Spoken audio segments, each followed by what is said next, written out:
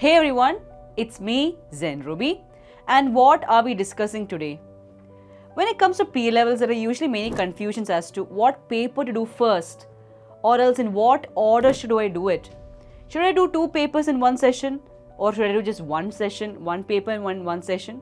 So how do you actually decide when it comes to such things? But in the beginning itself, let me give you a disclaimer. This is not a hard and fast rule. I'm just going to be discussing some factors that can help you to choose your P-level papers. Let's come to factor number 1, which is your subject interest. When you did your skills level, what were your interests? Was it taxation? Was it audit? Was it performance management? Was it financial management? Try to observe what were your favorite subjects. You can choose this as your P-level paper. For example, you liked tax. You can choose ATX in your P-level papers because it will be an easier process for you to pass that paper in that case. So always be observant about what is your level of interest for these skill level papers, because that will help you to choose whether or not you want to choose an optional paper. Another factor is, what are your career interests? If you're really sure that you want to move into auditing, one good choice for you could be the advanced audit and assurance paper, because you're sure that you're going to choose auditing. Or else you're sure that you're so interested in taxation, you want to move into tax, especially UK tax, some jobs in UK tax. So it's good that you choose the UK variant of advanced taxation. So be aware of what your career interests are so that the paper you're doing could be of relevance to you. Another factor is, are there any prerequisites? As in, do you have to complete any paper before you do a particular P-level paper? That is, obviously you should do your AA paper before you do your AAA paper. I'm not talking about that. But usually, before you do your AAA paper, it's better you do your SBR, because then you can be very strong in your accounting standards. So before you choose a P-level paper, ensure that all the prerequisites before that are being met by you. Now, how do you know these so-called prerequisites? You can talk to your faculties, your mentors, your friends. All of them can help you to remind yourself of the prerequisites. Ask yourselves whether you're meeting them, and then you can choose your P-level paper. Now, one confusion that most students have is, in what order should you do your P-level papers? Which paper should you choose first? So I'm going to tell you about something. It might not work for everybody, but it has worked for most of them. That is your last skills paper. You can do the advanced paper of that in the next session if there is not much gap between your last skills paper and your first P-level paper. For example, me, what I did was, my last skills paper was financial management, FM. When I was doing it, it was called F9. All right.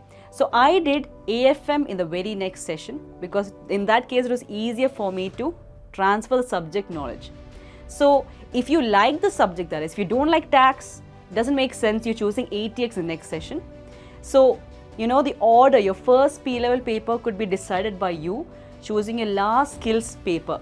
You can choose the advanced level of that in the next session. Remember, it doesn't work for everybody, but it has worked for most of them. So you can try and see whether it is a good idea for you. Another factor you should check is the difficulty level of the paper.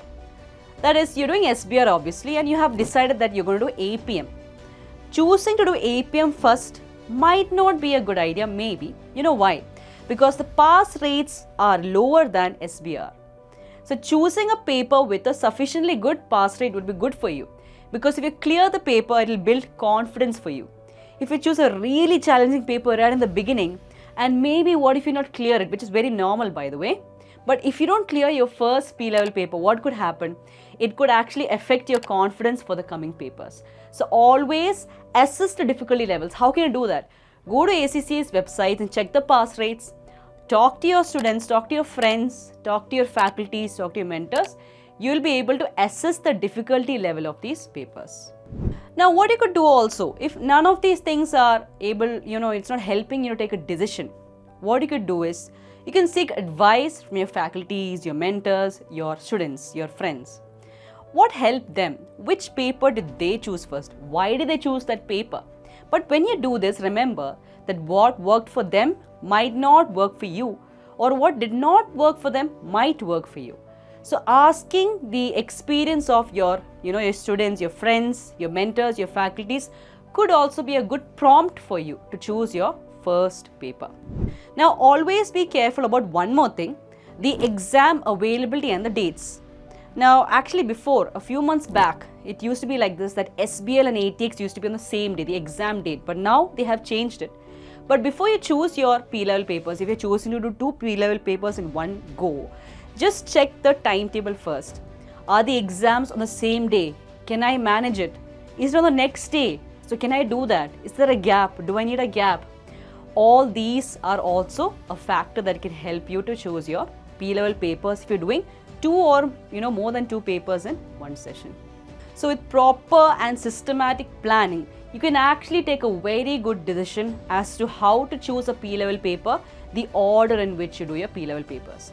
If you have any more concerns, feel free to post comments below. So I hope this was helpful for you. All the best. I wish you all the best for your hard work and success. Thank you.